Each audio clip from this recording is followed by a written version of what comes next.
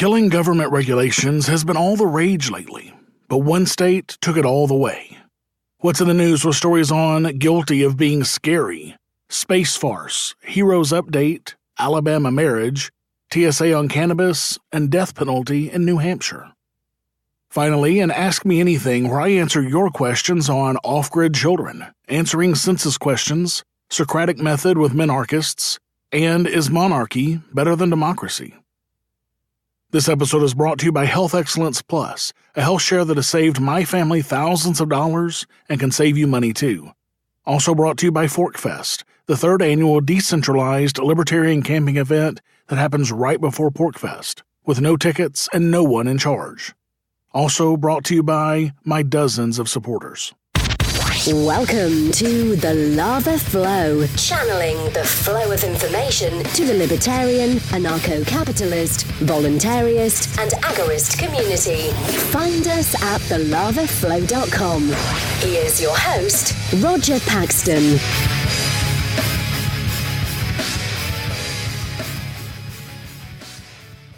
Thank you for joining me this week. From the number 2 best state in the country, according to U.S. News & World Report, this is the show that will bring you the people, places, and events that everyone in the Liberty Rebellion needs to know. You can catch me on Twitter at the Lava Flow Pod. This is episode 133, Government Regulations Unbound, and it's Friday, May 31st, 2019, when there have already been more than 342 people killed by police this year, and the United States debt clock shows us at more than $22,334,500 million in debt. What's wrestling my jimmies this week? You're about to find out. Let's do it to it. Killing government regulations has been all the rage lately. Trump ran his campaign for president claiming that he would kill regulations that are hurting America. Governor Sununu in New Hampshire worked to kill 1,600 state regulations in 2017. And no wonder. There are some crazy regulations in this country. For example, did you know that it's a federal crime to consult with a known pirate? It's a federal crime to injure a government-owned lamp. And yes, the law specifically says a lamp. It's also a federal crime to sell wine that has the word zombie in the brand name specifically. In Massachusetts, there's a law that says that children in daycare must brush their teeth after lunch. And the government even provides toothpaste and toothbrush holders at taxpayer expense, of course. Now, is it a good idea to brush your teeth after eating? Yes. Is it a good idea for the government to steal money from people and enforce such a law with guns? Of course not. It's also a crime to bring undocumented pig semen across state lines to impregnate a pig, so you better document your pig semen, for crying out loud. In Vermont, it's illegal to deny the existence of God. I mean, that's pretty amazingly anti-free speech. Also in Vermont, if a restaurant uses colored margarine instead of butter, it must be noted on the menu in 2-inch high letters. In U.S. national forests, if you say something to someone that makes them hit you, then you, the person who was hit, is at fault, not the hitter. Look, as you can see, the number of asinine things that are regulated are just crazy, so I am all in when I hear of things becoming unregulated. For example, the state of Washington recently became the first state in the U.S. to legalize human composting. Who knew you couldn't legally compost your loved one? I sure didn't. There goes my end-of-life plan for Jessica. And also recently, the FDA committed to deregulating the number of cherries in cherry pies. I shit you not, the FDA has been regulating that for decades. Specifically, the FDA is re-examining current regulations dictating that frozen cherry pies are required to be at least 25% cherries by weight, and that no more than 15% of those cherries may be blemished. The FDA has dedicated considerable effort to publicize its efforts. As recently resigned FDA Commissioner Scott Gottlieb tweeted, the agency considers deregulating cherry pies to be among other high priorities. He later referred to the initiative as a down payment on a comprehensive effort to modernize food standards to reduce regulatory burden and remove old-fashioned barriers to innovation. Now look, I applaud all such efforts to remove regulatory burdens on the people. So when the next article came across my desk, I was beside myself. The state of Idaho repealed its entire regulatory code. I'm not kidding. James Brogel, a senior research fellow with the Mercatus Center, said, "Something rather remarkable just happened in Idaho. The state legislature opted to, in essence, repeal the entire state regulatory code. The cause may have been dysfunction across legislative chambers, but the result is serendipitous. A new governor is presented with an unprecedented opportunity to repeal an outdated and burdensome regulatory code and replace it with a more streamlined and sensible set of rules. Other states should be paying close attention." He continues to say, "The legislature wrapped up an acrimonious session in April without passing a rural authorization bill. As a result, come July 1st, some 8,200 pages of regulations containing 736 chapters of state rule will expire. Any rules the governor opts to keep will have to be implemented as emergency regulations, and the legislature will consider them anew when it returns next January." Now talk about a regulatory reset. I mean, we need this in every single state, and the federal government, and every country. Idaho's Governor Brad Little now has sweeping authority to eliminate thousands of state-approved rules without public participation or even lawmaker oversight. Little has made his desire clear to cut regulations in Idaho, issuing an executive order in January requiring state agencies to cut 2 rules for every new one they create. Alex Adams, administrator of the Idaho Division of Financial Management, or Little's budget chief, has the job of going through all 8,200 pages. He said that among the rules he intends not to renew is an antiquated entry that's emblematic of the kind that he's looking for. It's a 1961 rule requiring that the State Department of Agriculture's deputy state veterinarian be attired in neat, clean, and correct clothing when performing official work. A big unknown is what happens when the legislature meets again in January. Usually, the first several weeks are used to approve new rules. Now, lawmakers might have to consider all 8,200 pages, or whatever is left when Adams finishes his work. You can bet that other states will be watching this as a way to hopefully remove many burdensome regulations in a single swath. I sure hope they're paying attention anyway. Have you subscribed to the Lava Flow on iTunes or any mobile device yet? Then what's wrong with you? Go to thelavaflow.com/subscribe so you don't miss a minute of the show. And while you're subscribing, make sure to leave me a 5-star rating and review the show to help others find our podcast. thelavaflow.com/subscribe. What's in the news? The news you need to know from a libertarian perspective. In scary news, a man has been fined for pretending to be a ghost and other rowdy behavior in a cemetery. Anthony Stallard pleaded guilty at Portsmouth, UK Magistrates Court to using threatening or abusive words or behavior likely to cause distress. The court heard that the 24-year-old had been out drinking with friends when they went to Kingston Cemetery in Portsmouth, where they started to play football. A Hampshire police spokesman said that witnesses complained to police about Stallard's rowdy behavior and his pretending to be a ghost. He said, "The witnesses reported the group engaging in rowdy behavior, and one of them throwing their arms in the air and saying, 'Woo!'" Stallard of South Seahampton was fined £35 and ordered to pay a £20 victim surcharge and £20 in costs. I swear I can't make this shit up. A charge of causing criminal damage to gravestones was dismissed. So here we have the picture of authoritarianism. Some people don't like the way this guy was acting, so they call men with guns to stop him from throwing his arms in the air and saying, "Woo, seriously?" And it really sounds here like there was a real reason to arrest the guy for damaging property. They charged him with causing criminal damage to gravestones, but that was dismissed. Go figure.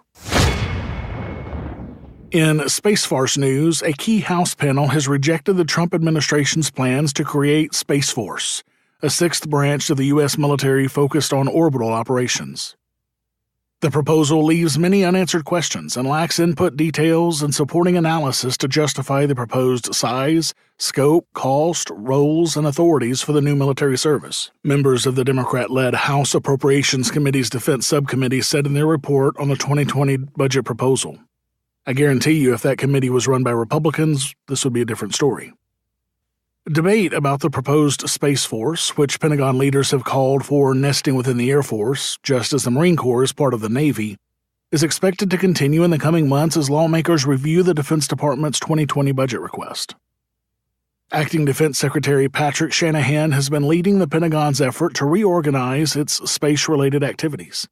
He has argued that a Space Force is needed to ward off anticipated Chinese and Russian threats to U.S. satellites, and that space needs an advocate as it competes against more traditional air, land, and sea weapons for a slice of the Pentagon budget. But the subcommittee has argued that it is fully within the department's current authority to make space a higher priority without creating a new military service, and is not persuaded that the specific plan proposed justifies the additional overhead cost and disruption across the department.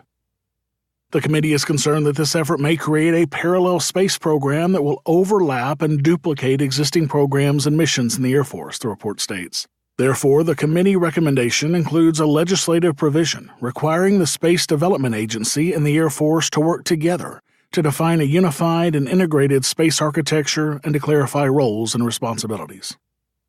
So while the House has rejected this for now, it looks like their only objection is the redundancy that a new defense agency would create, and the fact that it's a Republican proposing this. They do not seem to be objecting to the idea of militarizing space at all. And of course they wouldn't. They are statists after all, and what exactly do statists want? More area to control, and to put under their rule. The best, easiest way to do that is by sending in the military. They do it all the time. As most of you know, I was laid off from my 9-to-5 director of IT job last summer. Among the many terrifying things about losing your job is losing your health benefits. Our family went about 6 months without any kind of health insurance, and the anxiety and worry that came along with that was not insignificant. But after spending dozens of hours researching our options and quickly rejecting the $2,000 a month price tag that came with the options available with traditional insurance, we found Health Excellence Plus, a health share that was a fraction of the cost, and we're glad we did. Only a few weeks after joining as members of this health share program, my wife was diagnosed with a common skin cancer that requires an expensive procedure to remove the cancer and another surgery to repair the damage done from the cancer removal. When this is all said and done, Health Excellence Plus will have saved our family thousands of dollars, and I'll bet they can save you money too. Health Excellence Plus is a health share that meets the requirements of the Affordable Care Act, Obamacare. A health share is a community of like-minded, health-focused members who have joined together to share each other's medical costs above an amount they can comfortably afford. A health share is not traditional health insurance. It is designed to be a catastrophic coverage for major items, like my wife's surgery. The cost of an average family insurance policy for a primary 45 years old with a $5,000 deductible is $1,450 per month. A Health Excellence Plus $500 initial and shareable amount with a healthcare strategy is only $783. Get started saving money today at thelavaflow.com/health. That's thelavaflow.com/health. In Heroes News, WikiLeaks co-founder Julian Assange was hit with new federal criminal charges alleging he conspired with former Army intelligence analyst Chelsea Manning to obtain and publish secret documents, some of which included the disclosure of identities of foreigners who were aiding the U.S. military abroad. The new set of counts immediately raised alarms among press freedom advocates, who argue that charging Assange with violations of the Espionage Act could set a dangerous precedent for journalists. Assange was charged with 17 new criminal counts, 1 count of conspiracy to receive national defense information, 3 counts of obtaining national defense information, and 13 counts of disclosure of national defense information. If convicted, he faces a maximum penalty of 10 years in prison for each of the new counts. That's 170 years. Reporters Committee for Freedom of the Press Executive Director Bruce Brown said in a statement, "Any government use of the Espionage Act to criminalize the receipt and publication of classified information poses a dire threat to journalists seeking to publish such information in the public interest, irrespective of the Justice Department's assertion that Assange is not a journalist." WikiLeaks itself tweeted that this is madness. It is the end of national security journalism and the First Amendment. Edward Snowden, the former CIA official who leaked classified information from the National Security Agency in 2013, said, "This case will decide the future of media." Officials said that Assange's publication of the names of human sources in the Middle East is alleged to have created imminent risks to the life and liberty of those individuals. Wait, what? So putting these human sources in harm's way is not a crime, but telling people that the people are there doing oftentimes illegal and nefarious things is apparently a crime? What the actual fuck?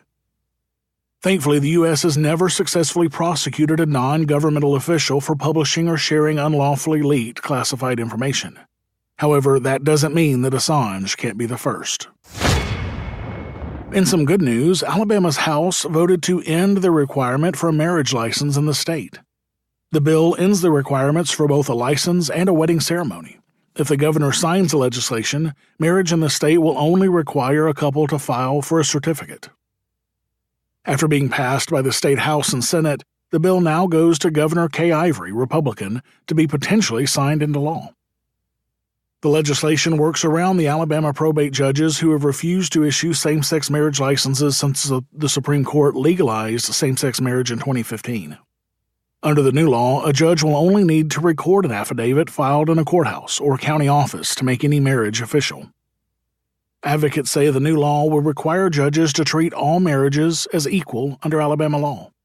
Critics say it provides cover to biased judges and harms the wedding industry. So, while this is not full-on getting the government out of the way of marriage, it is certainly a step in the right direction. I applaud this decision, and I hope the governor signs it, but I will still continue calling for full removal of the state from marriage and any other decisions or contracts two consenting adults decide to make between each other. Join liberty-minded voluntarists, anarchists, and libertarians this summer from June 13th through June 18th for ForkFest 2019 at Rogers Campground in the beautiful White Mountains of New Hampshire. ForkFest happens right before the Porcupine Freedom Festival, and ForkFest is decentralized, which means that no one is in charge. This also means that there's no ticket cost. Just reserve your camping or RV site or motel room with Rogers Campground for June 13th through the 18th. You can simply relax and go camping with other liberty lovers, or you can create whatever experience or event you'd like others to have. If you're planning an event for ForkFest, be sure to let others know in advance. You can connect with other ForkFesters via the unofficial Telegram chat or the ForkFest forum. Links to both of those are on the unofficial website, forkfest.party. That's forkfest.party. This is the third year of this event, and I have attended all of them so far, so I hope to see you there this year. Get all of the information at forkfest.party. In cannabis news, the Transportation Security Administration updated its policy on cannabis over the Memorial Day weekend, changing the medical marijuana section of its What Can I Bring webpage from reading no to yes with special instructions. Specifically, the agency is clarifying that hemp-derived CBD products may now be carried on planes under certain circumstances. Previously, TSA made no distinction between marijuana and hemp-derived preparations and warned on its website that cannabis products cannot be taken as carry-on items or in checked bags. But since the 2018 Farm Bill federally legalized hemp and its derivatives, that's no longer the case. It's not clear how the agency plans to enforce the new policy, unless it intends to train agents to test CBD preparations for the presence of THC and maintain a database of products that are approved by the FDA. A TSA spokesperson told Marijuana Moment in an email that the policy change was spurred by FDA's approval of a cannabis-derived anti-seizure medication, Epidiolex. The spokesperson wrote, TSA was made aware of an FDA-approved drug that contained CBD oil for children who experience seizure from pediatric epilepsy. To avoid confusion as to whether families can travel with this drug, TSA immediately updated TSA.gov once we became aware of the issue. But FDA approved the CBD prescription drug nearly a year ago, calling into question the notion that TSA acted immediately. So it seems the TSA is getting along with the times, albeit pretty late as usual. I love how the TSA wants you to believe they immediately complied with law, even though it was a year ago that this happened. Typical government nonsense and trying to redefine terms. Reminds me of the book 1984. Fuck the TSA in the neck. Immediately. In New Hampshire, it's like this too, news. New Hampshire has just joined 20 other states in making it illegal for the state to use the death penalty. This has been a pretty contentious battle in New Hampshire for years. Finally, this year, both the New Hampshire House, by a vote of 279 to 88, and the Senate, by a vote of 17 to 6, passed a bill outlawing the death penalty. The bill was sent to the conservative Republican governor, Chris Sununu, where he vetoed the bill, of course. I mean, what kind of Republican would he be if he didn't show up to be a copsucker and if he didn't look tough on crime? So the bill went back to the House to override the veto, which they did by a 247 to 123 margin. They defeated the veto by a single vote. Clearly, several Republicans changed their vote to suck up to the governor, but not enough. And many of these were so-called Liberty Republicans. This is why you can never trust a politician. The Senate then overrode the veto on May 30th by a slim margin as well, 16 to 8, with only one person changing their original vote. Thankfully, New Hampshire has always had a very restrictive death penalty. The last person that New Hampshire killed with the death penalty was in 1939. Currently, there's only a single person on death row, Michael Addison. He is there for the murder of a Manchester police officer in 2006. Sadly for Mr. Addison, this law is not retroactive. However, since New Hampshire doesn't even have the means to execute him, it is very likely that he would receive a commutation by court decree and receive life in prison instead. You know, personally, I was once a staunch defender of the death penalty. But after reading about case after case after case of people on death row being found to be innocent of their crimes, I can't see how any person can support the death penalty. There is no doubt that innocent people have been killed by the state, in your name, with your tax dollars. As Benjamin Franklin said, it is better that 100 guilty persons should escape than that one innocent person should suffer. If you want more information on innocent people on death row and you want to help, you can check out the Innocence Project at innocenceproject.org. Exercise your free market muscles by going to thelavaflow.com/support and giving a per episode donation of as little as $1 an episode, or use Bitcoin. Get exclusive content, rewards, and help the Lava Flow become fiscally neutral while providing you more content. thelavaflow.com/support. Ask me anything. Roger will answer your questions about, well, anything. Do you have a question for Roger? Email ama@thelavaflow.com or add your question to the latest AMA thread in the Pax Libertas Productions Facebook group. It's that time again. I'm going to answer your burning questions.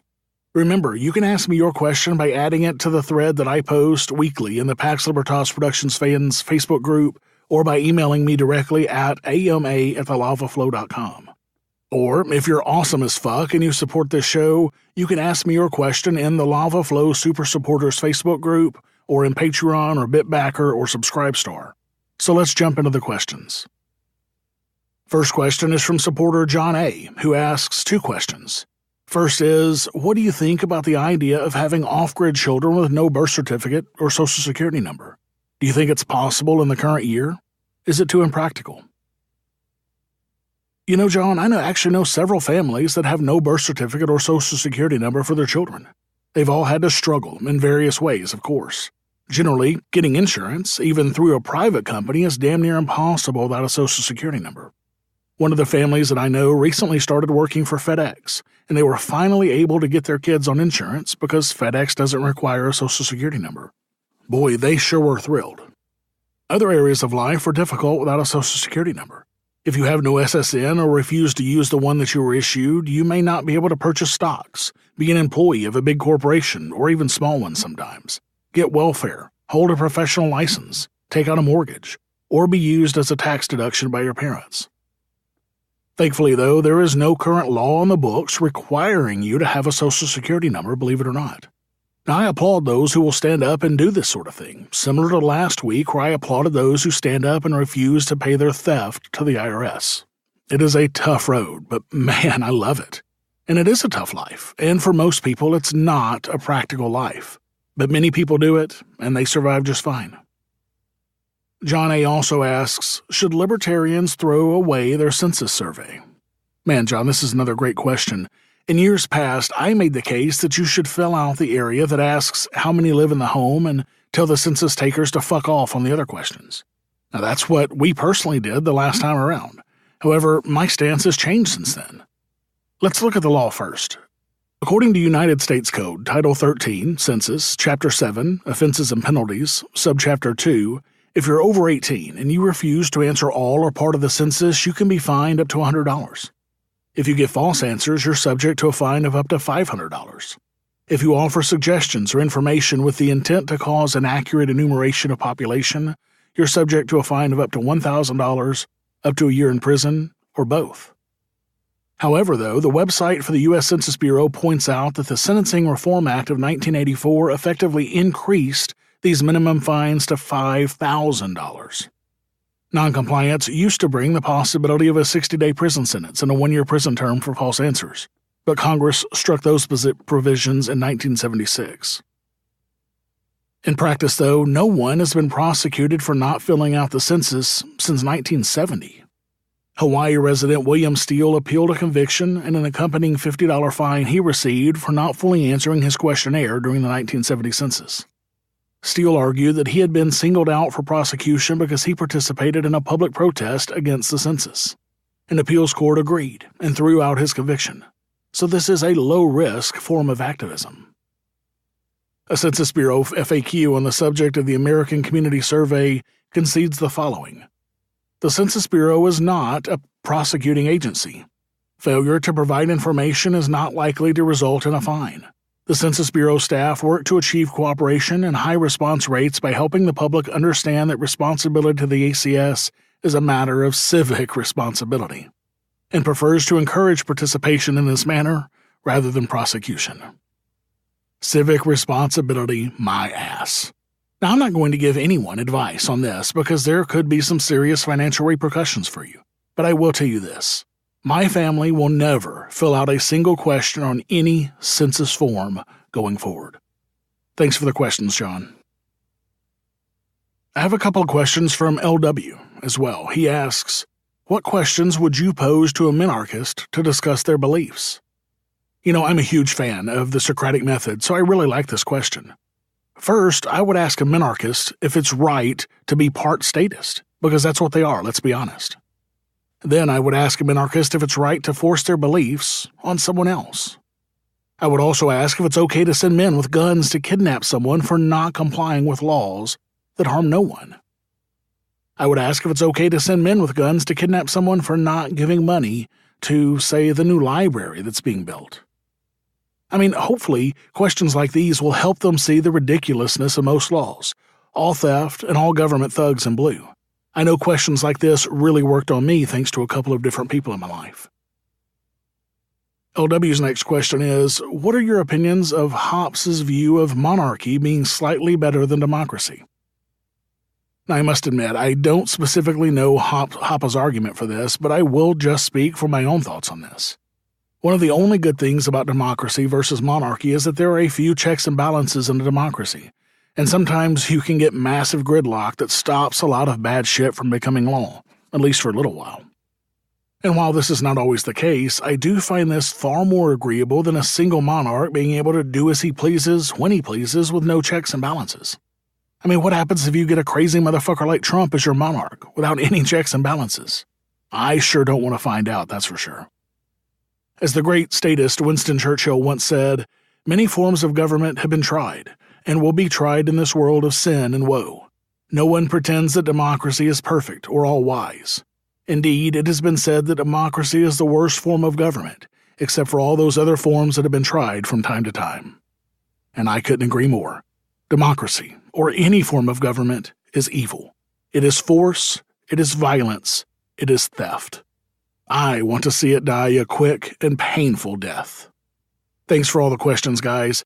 I have a few more questions in the queue for next week, so if you haven't seen yours here yet, I will get to it next week, I promise. Thank you for listening to the show this week. As always, I need to thank my favorite tomato hater, Jessica, for her help with the show.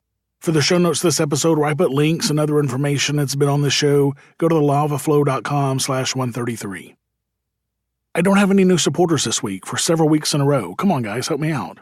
But thanks to all of my current awesome supporters, I'm at $267.57 per episode, or 53.51% of the way towards my next goal of $500 per episode.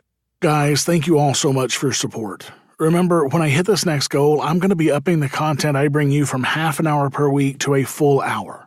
I know you want more content from me, and I want to give it to you, so add your pledge today to help me bring you twice the lava flow that you're getting today.